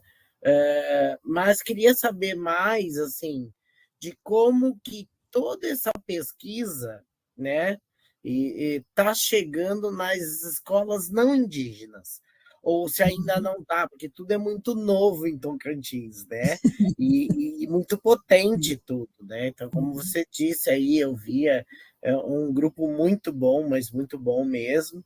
Mas, sei lá, pelo menos se tem ideias, se tem algum movimento de levar os saberes indígenas para essas escolas, né? Em termos matemáticos, inclusive, todo esse movimento de cestaria, de corpos, todas essas relações são tão interessantes, né? Então, eu queria saber de ti isso. Nós temos sim, Maurício. A gente tem um projeto, né, de extensão de umas escolas de Araguaína, né, municipal e estadual, mas a gente não faz só no abril indígena, não. A gente faz ao longo do ano, né? Então, essas dissertações que estão emergindo, né, a gente faz oficina nas escolas. O que a gente muda? Dependendo da série que a gente está trabalhando, por exemplo, na rede municipal, são as criancinhas, do 1º ao 5º ano. Então, a gente já leva os artesanatos prontos, a gente tem que ter um cuidado, porque, assim, manusear uma palha, uma agulha, uma tesoura, é meio complicado, né? Então, a gente já leva na prática. Aí, a gente planifica também, já leva pronto. Aí a gente leva os slides, vai mostrando passo a passo como que a gente faz aquilo ali. E a partir dali, as crianças, eles vão pintando. Eles olham para os cestos e vão marcando e vão pintando. Vão fazendo os polígonos na malha quadriculada ou pontilhada. Então, a gente vai fazendo isso. Quando vai para o ensino fundamental, a gente não chegou no ensino médio, deixar claro para todos. Nós só temos ensino, trabalhando ultimamente só com ensino fundamental, anos iniciais e séries finais. Nas séries finais, aí não, a gente já faz diferente. A gente já leva genipapo, a gente mostra como é que rala o genipapo, como é que prepara. A gente tem um documento que a gente pede autorização aos pais para pintar as crianças, porque a tinta no corpo fica 15 dias ou mais, né? E também tem as orientações que não pode tomar sol. Então, eu fui no mês de maio para a aldeia, eu pintei, e aí eu estava ajudando o Railton, eu fiquei com minha pele toda manchadinha com a pintura. Eu fiquei literalmente, como disse os meninos, uma jabutizinha, que foi a pintura da jabuti que estava no meu braço. E ficou. Ela já está por aqui, porque já não dá mais para ver, porque eu já fui na aldeia novamente, né? Aí peguei um pouco de sol, cobriu um pouco, mas eu fiquei literalmente uma jabuti. Então, aí não, a gente já faz diferente. Então, a gente pinta eles, depois a gente faz os desenhos, a gente também tem um trabalho que a gente faz em tela, que é um trabalho que o Wesley está fazendo na escola militar de tempo integral. Então, os alunos reproduzem na tela, pintam, e aí, a partir dali, a gente vai decompondo as figuras, né? Porque, como você vai ver, a pintura do jabuti, ela tem hexágono, ela tem pentágono dentro dela, então ali a gente já vai tirando, vai trabalhando a figura, vai fazendo cálculo diário. Aí chega um ponto, Maurício, que a gente sai das matemáticas do cotidiano indígena para a matemática do cotidiano escolar, tá? Aí, na disciplina de etnomatemática, aí a gente já trabalha a matemática do cotidiano indígena, a matemática escolar e a matemática acadêmica, porque a gente está trabalhando com a formação de futuros professores de matemática, né? A formação inicial. E como eles vão dar aula na educação básica, então eles vão ter uma realidade, a gente não sabe quem são os alunos que eles vão receber. Então, a gente tem muito aqui que termina a graduação e eles vão dar aula nas escolas indígenas, né? Aí também eles vão receber alunos indígenas nas escolas da cidade, porque os pais vêm estudar. E os pais não deixam seus filhos para trás. Eles trazem a família. Por isso que eu falei, tem muitos indígenas que estão morando na cidade. Então, você pega o estado do Amazonas, o Amazonas hoje tem quase 500 mil indígenas. Desses quase 500 mil indígenas, 70 mil moram na cidade. Mas é porque eles vão trabalhar, eles fazem concurso para a FUNAI, para outros órgãos, são convidados, vêm estudar. Então, eles não são indígenas que são denominados aí pela a própria FUNAI, agora estão mudando isso, né? Chamava eles de indígenas desaldeados. Acho que a Rosane, ela pode até falar sobre isso, se ela quiser. Mas não são. Eles saíram porque vieram para cá por um fim. Assim como vem pessoas do Nordeste, vai para o Sul, gente do Sul vem para cá, gente que é do Norte vai para lá, vem para cá. Enfim, a gente se movimenta, né, em busca de alguma coisa, né? E também tem os casamentos interétnicos também. A gente vive em sociedade, em contato com o outro, né? Então, a gente casa também, né? E isso, às vezes, o cara tem que trabalhar, ficou um tempo lá e vai embora. Então, lá em São Gabriel, tem muita gente que mora no Sul, Maurício, porque lá tem um número muito grande de militares, e muitos militares vão para o Sul, vão para outros estados, vêm de lá, casam e vão levar suas esposas também, né? Assim como muitos ficam, né? Então, por isso que eles ficam na cidade. Mas é isso aí que a gente vê. Mas no ensino médio, Maurício, ainda nós não temos, tá?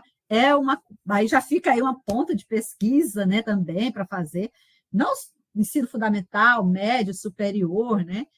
Mas enfim, é isso. Parabéns, Elisângela, que trajetória linda, né? Parabéns também por essa galera linda e os teus estudantes que vieram, né? A gente vai, com certeza, temos que nos reunir mais, nos aproximar, chamar esse povo para falar, né?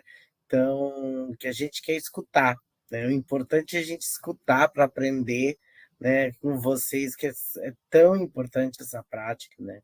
Muito, muito legal. O Gerson quer falar, por favor, Gerson. Olá, pessoal, boa tarde, boa noite. Deixa eu ver aqui. É que eu não sei mexer nesse negócio aqui. Pronto. Deixa eu Do ver aqui. microfone. Dá para me ouvir? Sim, mas pode abrir a câmera. Isso. Pronto. Então, eu trabalho aí com a Elisângela, né? Vocês já viram meu nome aí. Foi comentado. E assim, parabenizar a Elisângela pela apresentação, né? De antemão, a gente já convida vocês, acho que vocês já estão inscritos, né? Com alguns trabalhos para o Enem. Vai ser aqui na minha cidade, nesse final desse mês, né? E a gente vai estar lá falando um pouquinho também, apresentando um pouquinho do que a gente faz em parceria com a Elisângela, né? Mas eu queria só que a Elisângela, se pudesse, né, se tivesse tempo aí também, professor Maurício, um ponto importante que a Elisângela colocou, e que só hoje, só nos tempos atuais, parece que as autoridades estão dando atenção para isso, mas é uma coisa que a gente já vem trabalhando há muito tempo, sobre essa importância desse processo de ensino-aprendizado no contexto indígena, compartilhando com quem conhece, que são os sábios. Então, desde quando nós começamos a trabalhar em parceria, Elisângela, nós fizemos doutorado junto, né? A minha tese não foi voltada para o contexto indígena, mas eu trabalho num curso que é voltado especificamente para indígenas, e a gente tem essa preocupação, né, de trazer, ela citou alguns nomes aí, o professor Sabá, um deles, que ele é lá de São Gabriel da Cachoeira, para mostrar como é que esses detetores do conhecimento, eles atuam. E aí, nessa perspectiva, eu queria que a Elisângela, se tiver tempo aí, Maurício, ela pudesse dialogar, né, compartilhar os conteúdos que nós tivemos aí desde 2014, né, Elisângela, que a gente vem trabalhando junto aí nesse processo, como ela vê a importância do compartilhar do processo de ensino, sobretudo, entre indígena e não indígena, né, dentro da sala de aula, e por que ela acha que só agora o governo oficializa isso, né, nos projetos que a gente concorre por aí, eles fazem, por exemplo, eu concorri no PET, né, a gente logrou isso no processo do PET, e lá dizia que as atividades têm que ter a presença dos sábios e das sábias. E eu queria entender, assim, da Elisângela, a visão dela sobre isso, por que só agora o governo, né, começa a voltar os olhares para isso. Obrigado, Maurício. Obrigado, pessoal. Querido, parabéns, viu? Extensivo a você, ter essa parceria com a Elisângela. Imagina, estamos juntos. Chamamos também. Claro, será um prazer. Tá? Antes de responder, passou batido, Maurício, agradecer a fala, né, da professora Leandra, tá? Você falou, eu acabei esquecendo aqui, tá? Mas muito obrigada, professora, pela sua fala, seu registro. Então, Gerson, o que ocorre, né? É importante a gente fazer uma retomada no tempo, né? Um dos governos que mais registrou terra indígena foi no governo Sarney. Eu fiz esse levantamento, né? Mas foi no governo Lula, né, desde o seu primeiro mandato dele, lá no início dos anos 2000, né, que veio já reconhecendo, né, os povos indígenas, os povos tradicionais, quilombola, ribeirinho, assentados e outros dentro desses espaços, né. Isso se iniciou com as políticas de ações afirmativas, cotas, né, como uma política de reparo que foi feito assim ao longo dos anos, né? E com isso, o que ocorreu? Os indígenas, né? Vou falar específico dos indígenas.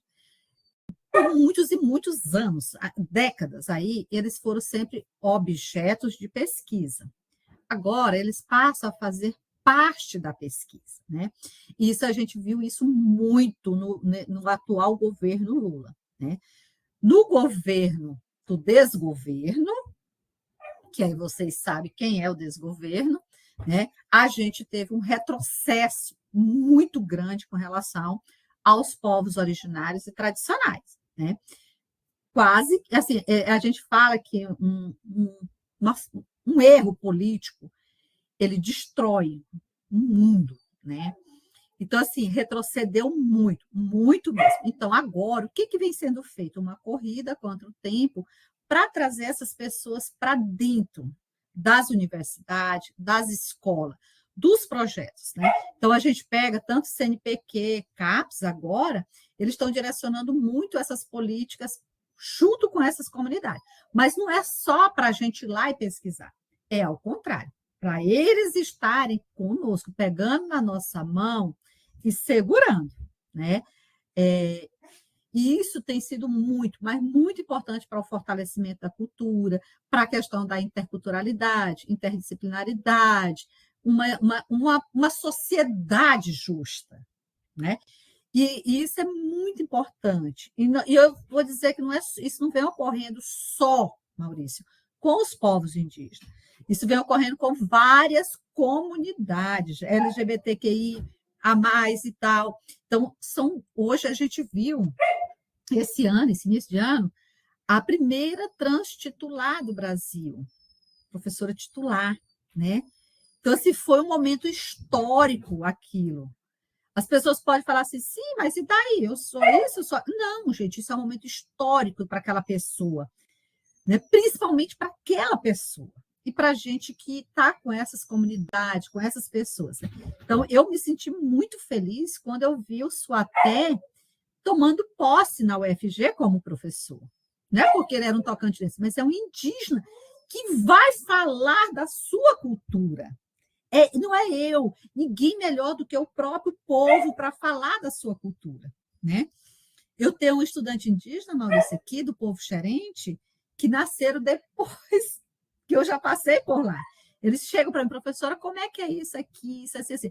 Eu digo, olha, mas é vocês. Não, isso aqui porque fulano morreu e a gente viu que tem uma foto sua lá no postinho da FUNAI. Tem um álbum lá das fotos que hoje em dia a gente nem mais faz, né? Foto impressa, né? Então, aí, já essa outra questão. é muito importante a gente trazer para os cursos de formação, para o diálogo, esses indígenas, porque eles têm muito a contribuir, muito mesmo. E salve o presidente Lula com, né, esse olhar, né? E que venha 2026 aí para a gente dar mais força, mais continuidade a esses projetos, que são importantes, muito importantes. Não só para a universidade, mas principalmente para os povos, tá? Eu não sei se eu respondi, Gerson, mas é isso que eu acho. É isso mesmo. Deixa eu colocar aqui de novo. É isso mesmo, Elisângela. Na verdade, essa pergunta aí ela foi proposital, porque aqui a gente está numa banca de conversa que tem pessoas de vários lugares do Brasil, né? Dos extremos, sobretudo.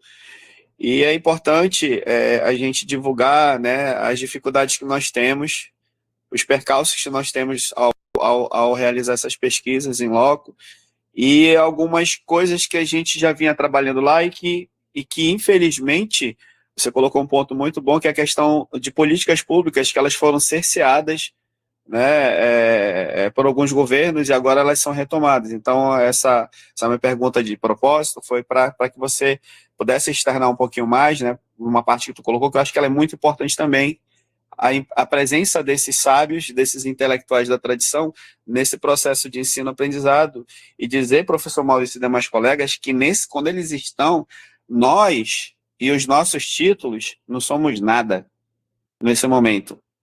Nós nos tornamos um dos estudantes que estão lá, aprendizes deles. Tanto é que quando eles começam, a gente se coloca nessa posição de estudante e aprendiz. E a gente participa do processo também, como a Elisângela mostrou alguns registros aí que a gente participa também. Então a gente adquire, e isso a gente vive na prática, o que os livros falam dessa troca de conhecimentos, desse compartilhar, com essa interculturalidade na prática, na verdade, conhecimentos interculturais.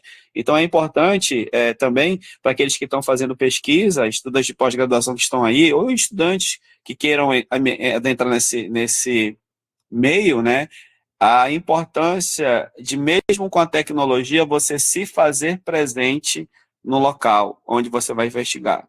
Você tem que, você vai fazer uma pesquisa com indígena, você tem que ir na aldeia, você tem que vivenciar, sobretudo se você não tem leitura, não tem um conhecimento prévio sobre aquilo, entendeu? Porque isso vai te fazer aproximar mais, essas dificuldades, elas vão fazer parte do processo de crescimento como um pesquisador na área de etnomatemática, como é o caso aqui que a gente está colocando, entendeu? Então, a minha pergunta ela foi provocativa nesse sentido. E respondeu, sim, claro. Obrigado, Gerson. Obrigado demais, Elisângela. Eu acho que a máxima é essa. Nada sobre nós sem nós, né? Acho que é bem interessante. Acho que é interessante também que não é só um posicionamento político, mas a materialidade de um posicionamento político, né? Vocês sentiram na carne, na pele, o que foi o desgoverno, né, passado, e o que agora se abre justamente pelo que tu falaste, né, de ter uma ministra indígena, né, que conhece de fato o que deve ser feito.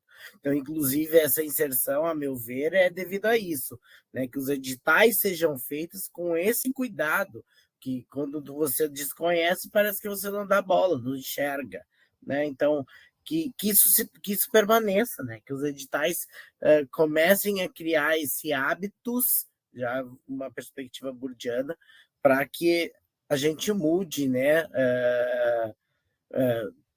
Mude no sentido de reconhecer o que há muito tempo já foi, parece que propositalmente esquecido, né? Então, acho que a gente tem que retomar isso com força. Já são 8h17, então a gente encerra por aqui. Muito obrigado, Elisângela. Muito obrigado, Gerson. Obrigado a todas, todos e todos que participaram até o momento, que estão aí com a Elisângela. Minha querida, ó, só amor, só carinho, só alegrias para ti. Espero ir aí passar um calorzinho de novo qualquer hora e você também passar um frio aqui conosco. Tá bom? Tá certo. Maurício, muito obrigada pelo convite, pelo carinho, tá? Obrigada a todos que se fizeram presente, ficaram aqui até esse finalzinho, né? Aí, então, só gratidão mesmo, Maurício. Precisando, eu estou por aqui, só peço desculpa mesmo se não ficou qualquer coisa aí. E estamos por aqui. Né? Ótimo, ótimo. Um beijo. Até, pessoal. Tudo de É. bom. Tchau, Tchau. tchau. Tchau. Tchau.